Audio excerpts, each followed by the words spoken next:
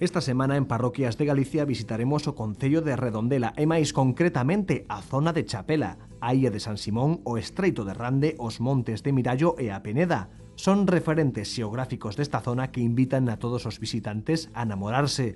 En Redondela descubriremos a beleza da ría de Vigo, a beleza paisaxística que mesturan o azul do mar e do ceo xunto ao verde da natureza que impregna neste concello.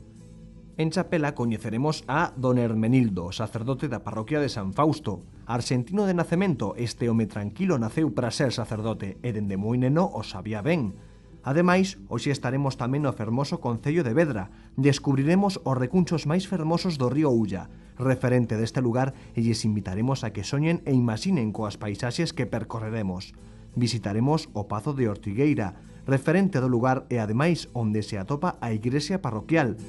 Don Xosé é o sacerdote que se encarga dela. Con el descubriremos os encantos da igrexa de Santa Cruz de Ribadulla e a devoción que os fegreses teñen pola Virxe das Dores.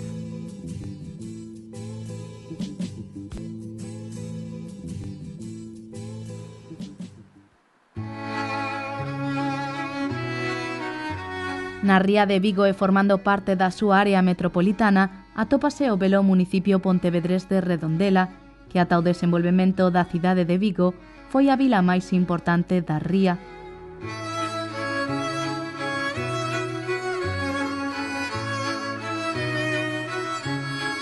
A gran beleza natural é un dos principais atractivos turísticos do termo. Ao longo da costa existen numerosos areais como Area Longa, Cesantes ou Cabo, mentres que na zona de Chapela destacan a presenza de numerosos cantís. Pertencente á comarca de Vigo, este municipio pontevedrés localízase no suroeste da provincia, na parte máis interior da ría de Vigo. Redondela é un concello no que o verde da natureza e o azul do mar poden apreciarse en cada pequeno recuncho que esta fermosa vila deixa aos ollos dos visitantes. En Redondela o visitante poderá gozar de tranquilas praias, fermosas paisaxes, unha exquisita gastronomía e un núcleo urbano cargado de historia. Grazas a que conta cunha contorna natural privilexiada, Redondela é o lugar ideal para gozar tanto dos praceres do mar como da montaña. A localidade conta con dous areais destacados, a praia de Cesantes e Area Longa. O concello conta cunha paraxe natural envexable, desas que enamoran, das que deixan sen alento, as que apetece volver unha e outra vez, ideais para o descanso e a meditación. A este municipio pontevedrés pertence a parroquia de Chapela, un fermoso lugar que conta ademais cunhas vistas privilexiadas da ría de Vigo. No centro de Chapela atopamos a igrexa de San Fausto, un moderno e fermoso templo no que predominan os ventanais e os cores cálidos, e dende o que poden apreciarse unhas vistas asombrosas da ría. Este novo templo foi construído para sustituir o anterior que quedábase xa pequeno para acoller aos fegreses. A antiga igrexa de San Fausto de Chapela, de orixe románico e fermosa construcción, mantívose en activo como templo parroquial ata hai moi poucos anos. Agora pódese apreciar pegado ao novo templo a fachada da que fora a antiga igrexa de Chapela. É precisamente nesta igrexa onde queremos que coñezan a un dos nosos protagonistas de hoxe, Don Hermelindo, que é ademais o sacerdote que está ao cargo desta parroquia. ¿Qué tal? Muy buenos días. Bienvenidos a la parroquia de Chapela. Estamos en la parroquia de San Fausto de Chapela, estamos al ladito de Vigo, pero ya el Ayuntamiento de Redondela. Nosotros pertenecemos a la diócesis de Tuy Vigo y civilmente al Ayuntamiento de Redondela. Yo me llamo Hermelindo Enterríos, soy el párroco de aquí. Para o que necesitéis, aquí estamos. Todas as vidas humanas son parecidas e ao mesmo tempo ningunha repítese. En cada un de nós Deus crea unha historia nova e a de Don Hermelindo é unha historia desas que pola forza e decisión que conteñen fannos ver a importancia da persistencia e da loita diaria. Don Hermelindo, home cercano, tranquilo, serio e cunha vocación moi temprana, nacido en Argentina e fillo de pais galegos, viviu nesa terra ata os 10 anos. De feito, foi ali onde surdiu e madurou a idea de facerse sacerdote. Non foi unha idea que nacese dun día para outro, tampouco algo que de repente aparecera aí, senón que foi unha maneira de vivir que el dende tan xoven elixira. Don Hermelindo, que xa non garda acento da terra que o viu nacer, pero sí miles de recordos que fan que se lle ilumine a mirada cando fala daqueles tempos, é o menor de 2 irmáns, criado no seo dunha familia católica, revelou aos seus pais, profesores e compañeiros de clase o que quería ser de maior nunha redacción. Nela tan só mostrou unha preferencia. No sé, empecé desde pequeño, ¿no? Me acuerdo en el colegio pidieron una redacción, ¿qué quieres ser de mayor? Y yo debía tener 8 años, 7 años. Quiero ser sacerdote. El colegio al que iba yo era un colegio parroquial y el cura llamó a mi madre. Dijo, oye, ¿tu hijo quiere ser sacerdote? No sé nada. Fue la primera vez que tengo conciencia yo de que me puse a escribir, quiero ser sacerdote. Os seus pais aceptaron e apoiaron dende un principio a idea de que o seu fillo quería ser sacerdote, aínda que pola súa corta idade pensaron que podería quizá tratarse só de unha pequena ilusión infantil, pero de iso nada. Don Hermelindo, home cabezota, insistente e testarudo, como el mesmo se define, tiña tan clara a súa vocación a pesar de ser un neno tan xoven que cando volveu a Vigo a vivir entrou no Seminario Menor de Santander.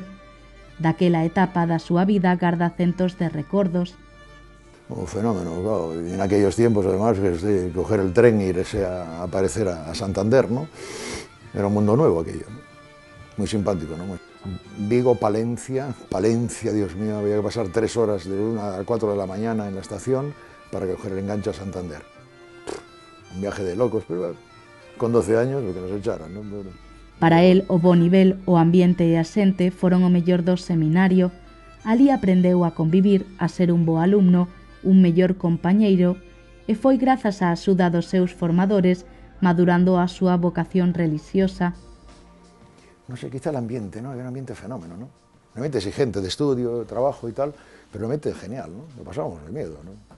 Nosotros, no sé, le digo a los chavales, nosotros con una canica la pasábamos de miedo, ¿no? Inventábamos lo que fuera, ¿no? Con cualquier tontería. Teníamos un club de chavales aquí y para hacer actividades con los chavales es que llega un momento que ya no sabes qué hacer, ¿no? Y dijo, ¿por qué no hacemos una carrera de chapas? ¿Carrera de chapas? Las chapas de los tapones, marcar en el suelo y hacer una carrera con chapas. Fue un éxito clamoroso. ¿Cuándo hacemos otra carrera de chapas? Y nosotros discurriendo cosas, trayendo niveles electrónicos y tal, y mire, lo pasa mejor con la carrera de chapas. Cada uno lo pasa como sea. A pesar de ser un home serio, o carácter bromista e travieso que tiña cando estudaba no Seminario Menor lle costou a expulsión deste centro, un susto que non supuso para el un gran problema. A vocación de don Hermelindo era tan grande que el mesmo tiña claro que pasase o que pasase, sería sacerdote. Las trastadas de nuestra época hoy se echaría a reír la mitad de la gente, ¿no? O los motivos para expulsarte de un sitio también, ¿no? Hubo un cura que lo leyó el informe, me dijo, pero no te puedo decir nada, pero es una tontería. No he sido capaz de verlo, pero antes de morir quiero verlo, a ver qué razones ponían, ¿no? Grazas a un amigo sacerdote, pudo, a pesar da expulsión, continuar os seus estudos no Seminario Maior de Vigo e poder así cumplir o seu soño de seguir o camiño de Deus e converterse en sacerdote. Es curioso eso. Me llama la atención a mí, de haber empezado tan pequeño y de no haber desistido, ¿no? Después de que me largaran, bueno, pues me voy para casa y al caray, ¿no? Pues no quería ser sacerdote. Soy cabezón, yo soy cabezón. Ya, si se me mete una cosa en la cabeza, esto tiene que salir, ¿no? Pasó con la iglesia, pasó con tantas cosas aquí, ¿no? No, esto tiene que salir. No, pero ¿cómo? Tiene que salir. Y es poner una piedra después de otra, ¿no? Vamos para allá, vamos para allá. Total, no, ya lo tenemos. Pues vamos. Don Hermelindo, home sociable e cercano, encontrou no Seminario Maior, ao igual que xa lle pasara de xoven no menor, un fogar, un lugar de oración, no que achegarse a Deus e, sobre todo, un sitio onde ser completamente feliz. Seminario Mayor, me decía, un ambiente muy agradable, ¿no? Un ambiente muy agradable. El tipo de formación también era más bajo que comillas, ¿no? Sí, menos exigente, pero muy agradable, muy bien, muy bien. El ambiente, ¿no? El ambiente y la gente, ¿no? Bueno, los tipos geniales, ¿no? Tipos geniales. Y unos curas geniales, claro. Si no, los tipos no salían. Don Hermelindo, feliz e satisfeito co camiño que elixiu, sacerdote admirable cunha vocación temprana, invita a todos os xóvenes que tengan dúbidas sobre a súa vocación a que sigan a Deus. Normalmente, cuando hay algo que tiembla ahí, esto hay que resolverlo, no se puede dejar así, ¿no? Me acuerdo que una vez me preguntó un chaval a un cura, es que yo no sé si tengo vocación o no. Me dijo, ¿te inquieta? Bueno, la pregunta, ¿no? ¿Te inquieta eso? Pues sí, un poco. Pues tendrás que resolverlo, ¿no? Para resolverlo no es, me voy para mi casa y se acabó, ¿no? Pon el problema adelante y vamos a tratar de resolverlo, como todos los problemas, ¿no? Pero le digo a la gente, hay que lanzarse y hay que poner los medios para lanzarse. ¿Y usted qué ha hecho para esto? Me parece que sí. Pues si me parece que sí, no me puedo quedar en casa. Me parece que me gusta un chaval. ¿Y qué haces? ¿Te quedas en casa llorando? Búscate la vida, ¿no? Me voy a hacer el encontradizo, voy a ver cómo hacemos, ¿no? Pero, claro, quedarse a dormir, eso no lo hace nadie con 2 dedos de frente. Hay cantidad de cosas, me decía un chaval, ¿tú cómo haces, cura, para dar consejos? Mire, primero lo que te pasó a ti, ¿no? Pero después, sentido común, ¿no? Que es un sentido que está faltando bastante. Dice, piénselo usted 30 segundos. ¿Usted qué haría en este caso? Pues hágalo. Cando maduramos e crecemos, cambiamos cousas, pensamos que quizás se volvésemos a nacer, as faríamos de diferente maneira, pero para aprender é necesario equivocarse unha e outra vez. Por iso, don Hermelindo sabe que se volvese a nacer, cambiaría moitas cousas, aínda así, se hai algo no que reincidiría unha e 1000 veces, sería na decisión de ser sacerdote. Pero no sería el mismo. Me hace gracia. Yo, si volviera a nacer, haría lo mismo. Pues seguramente no. Claro, volver a nacer, decía mi padre, si yo volviera a nacer, con los años que tienes, ¿no, papá? Claro, sí, serías un niño inaguantable, ¿no? Y es que una vida sin fallos sería insoportable, ¿no? No hubo nadie que viviera así. Y todos hemos aprendido a base de retoupar, que decimos los gallegos, ¿no? Me preguntaron un día a un cura, mire, ¿cómo se hace un santo? ¿Cómo un santo? Sí, ¿cómo se hace una persona santa? Dice, como los santos de madera, a golpes. Pum, pa, pum, pa. Ahí se van haciendo los santos.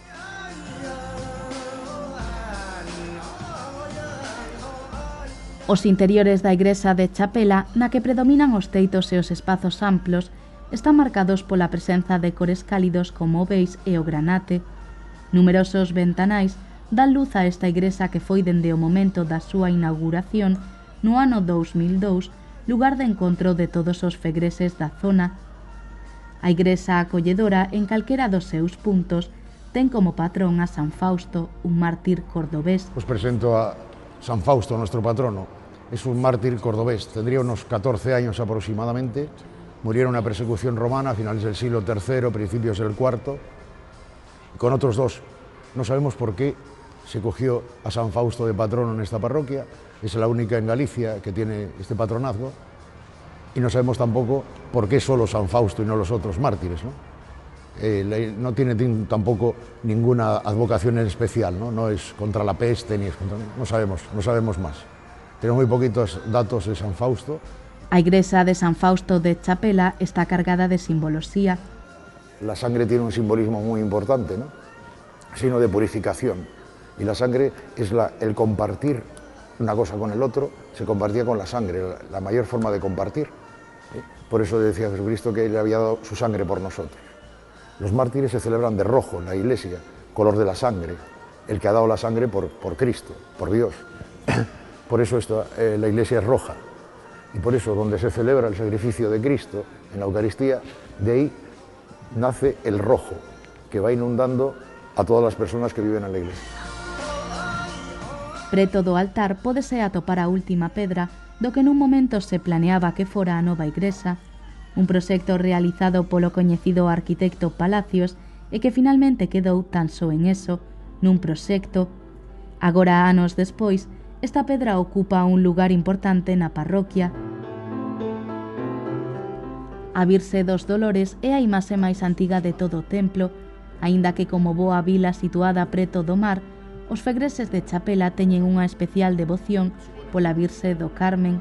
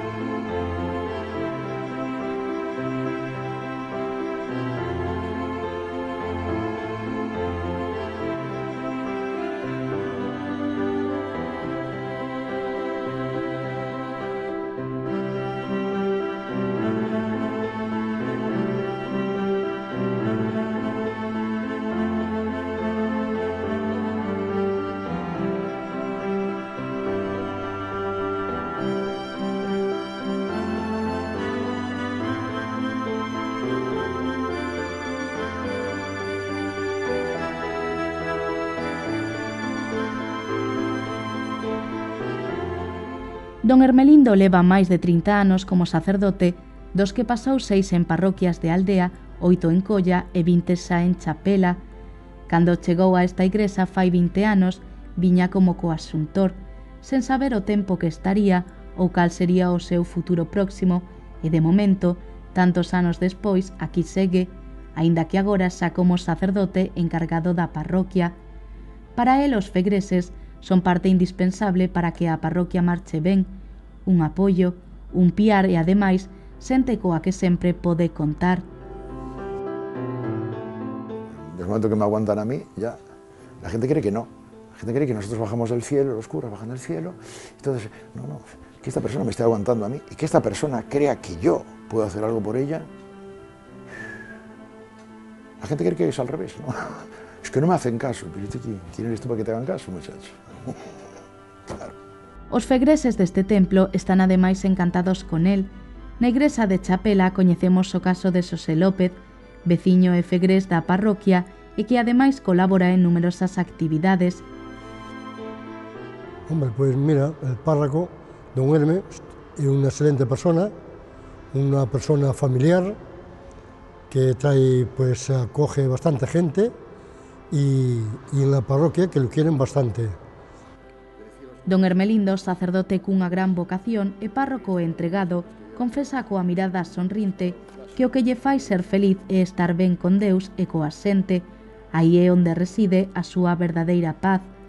Dende o seu rincón preferido da parroquia, o confesionario, no que ten unhas vistas privilexiadas do sagrario, este sacerdote explica que cando chegou a Chapela tivo medo, sobre todo ao ver o estado da igrexa vella. Animado polo seu tesón e forza de voluntade, apoiou e dirixiu xunto ao párroco daquel entón as obras do novo templo. Agora, 10 anos despois, está encantado coa nova parroquia.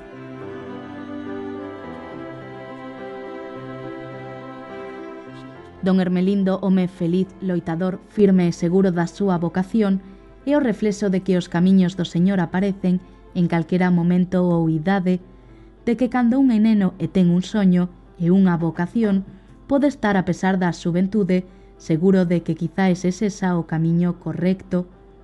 Don Hermelindo soñaba dende os 9 anos con ser sacerdote e aquí teñen o exemplo de que os soños en moitas ocasións se fan realidade.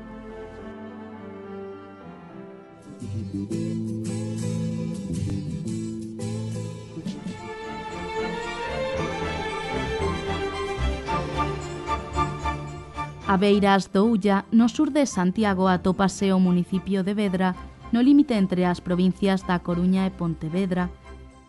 O característico microclima deste val convérteo nun lugar idóneo para a agricultura, reflectido na existencia de prados, hortas e viñedos.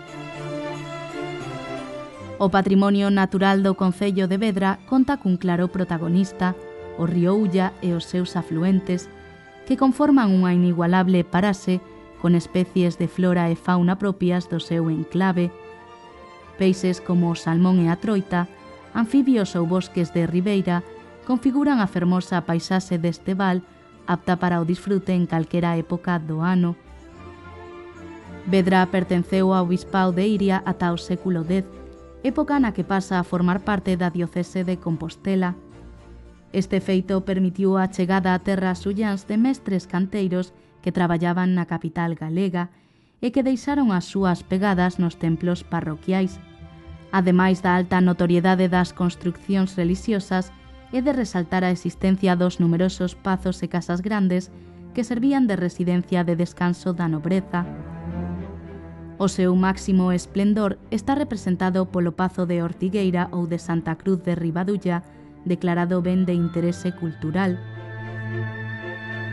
Situado case no centro xeográfico de Galicia, goza dun clima privilexiado nun territorio orientado ao mediodía que descende suavemente cara a canle do río Ulla, entre praderías, gandeiras e cultivos hortofrutícolas. O Pazo de Santa Cruz de Ribadulla, tamén coñecido como de Ortigueira, converteuse co paso dos anos nun lugar de referencia polas súas camelias. Máis de 500 variedades desta planta crecen nos seus amplos xardíns. O caserón en forma de L sufriu varias modificacións dende o século XV. Neste pazo viviu Gaspar Melchor de Jovellanos en 1811. En actualidade é residencia do militar Alfonso Armada, noveno marqués de Ribadulla. No medio da natureza e a tranquilidade que inspira este maravilloso lugar, atopamos a don Xosé Sánchez, o noso outro protagonista de hoxe. Don Xosé leva ao seu cargo varias parroquias e unha delas é a que podemos atopar dentro deste fermoso pazo.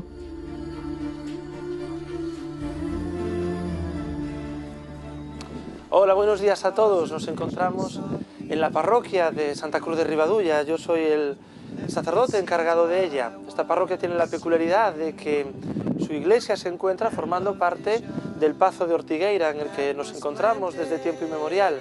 Me gustaría enseñárosla y espero que os resulte interesante las cosas que os pueda contar de ella. A igrexa parroquial de Santa Cruz, situada nun entorno perfecto, impregnado de natureza, está unida ao pazo por un corpo do edificio que forma unha L. Antigamente se utilizaba, como corría na gran maioría dos grandes pazos de Galicia, para o acceso privado dos donos. A igrexa de planta rectangular conta cunha estilizada cruz que corona a cuberta do templo. A capela da casa é igrexa parroquial dende 1559. Unha das festas máis importantes deste concello celébrase neste fermoso lugar. Trátase da festa do Corpus Christi. Se desarrolla en el patio del Pazo de Ortigueira que estamos viendo, con la fuente de la Coca al fondo, obra del escultor Diego Romay en el siglo XVII. La procesión con el Santísimo Sacramento tiene lugar por el interior del patio y se da la bendición también aquí. La fiesta cobró muchísimo renombre, en particular a principios de siglo pasó aquí una temporada el entonces príncipe de Asturias, a los que los médicos le recomendaban este ambiente por algunos problemas de salud que tenía relacionados con la hemofilia. Que el príncipe de Asturias en aquel momento asistiera a la fiesta en la parroquia, pues era sin duda unha anécdota extraordinaria. Os interiores do templo, construídos en pedra e nos que predomina a bóveda gótica, contan cun fermoso retablo barroco que foi un encargo no século XVI e máis exactamente no ano 1567 ao escultor compostelán Xoán Bautista Celmo. O retablo fai referencia á titular da parroquia, a Santa Cruz, que se celebra cada 3 de mayo. Es un retablo que ha sido adaptado a este entorno porque la iglesia no siempre tuvo estas dimensiones. El cuerpo central es primitivo, tiene dos añadidos laterales. Eso nos da noticia de que a lo largo del tiempo la iglesia fue ampliándose, fueron añadiéndose obras al convertirse en iglesia parroquial y dejar de ser la capilla del Pazo. Poder celebrar misa nun lugar como este é un verdadeiro privilexio. Don Xosé o sabe ben. El está ao cargo deste templo dende o mes de setembro e é unha labor coa que está encantado. Pues hombre, no debería decirlo yo solo, deben decirlo también los feligreses. En lo que a mí respecta, una luna de miel. Estoy encantado. Como sacerdote síntese un home completamente feliz. Para él o mellor da labor que realiza no día a día é ter a posibilidade de compartir. Compartir las vivencias de las personas, no tener tú una vida, unas preocupaciones tuyas, sino que tus preocupaciones y tu vida sean la vida de los feligreses, y en esa vida que compartes con ellos, pues tratar de poner el punto de vista de Cristo, iluminarlo con el punto de vista del Evangelio. Y entonces es muy bonito porque lloras con ellos, ríes con ellos, te alegras con ellos, pero en esa vida humana pones el componente divino. A súa dedicación e entrega pola labor que fai é tanta que se deixa a pel en cada unha das tarefas que realiza. Aínda así hai veces que as cousas non saen ben, e iso é para el o máis complicado do sacerdocio, pero se hai un momento especial no seu día a día é cando celebra a Santa Misa. Hombre, lo más importante para un sacerdote es la celebración de la Eucaristía, poder decir tomad y comed, todo esto es mi cuerpo, y que Cristo esté presente y esté presente repitiendo, o sea, actualizando el sacrificio de la cruz, Es decir, está ahí, pero no solamente está ahí por amor a nosotros, para salvarnos. Y eso es maravilloso.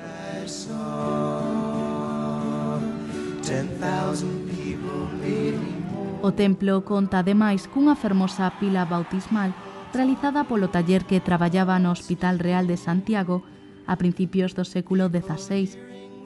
Os fegreses desta parroquia teñen unha especial devoción pola Virxe dos Dolores, unha festa que celebran no mes de setembro cunha procesión. Pues, mucha devoción aquí en la parroquia, mucha. Tenemos la capilla ahí abajo, en Tomonte. Todo el mundo va a misa mucho y la fiesta que es la de los Dolores, en septiembre. Carmen Veciña é fegresa desta parroquia, pertence ao coro dende que tiña 17 anos, unha labor coa que está encantada. Tantos anos ao fronte do coro deixan para esta fegresa centos de anécdotas. Pois mira, a anécdota única que te podo decir que algunha vez non nos salven pero tiramos para diante. É que, bueno, así como anécdota de decir, ai, que lle pasou isto, pois que eu me acordo, non. Paso que agora tampouco se non me acordo tanto das cousas como antes, pero, non. A ver, sempre que vamos a fora, un exemplo, cando fomos a Portugal, pasámoslo moi ben, que fomos a Aveiro, moito adentro de Portugal, pasámoslo ben, pero fomos en autobús e viñamos en autobús, que non fomos en avión. Tamén outra anécdota que estábamos xa contratados, xa todo preparado, estábamos preparando os carnés para ir a Barcelona, unha actuación, en avión, porque en autobús non queríamos ir, porque se cansábamos. E tiñamos todo preparado, e chegaron dicindo que non había cartos para o... Se nos dixeran que sí, logo dixeron que non había cartos para o avión, e non fomos á actuación.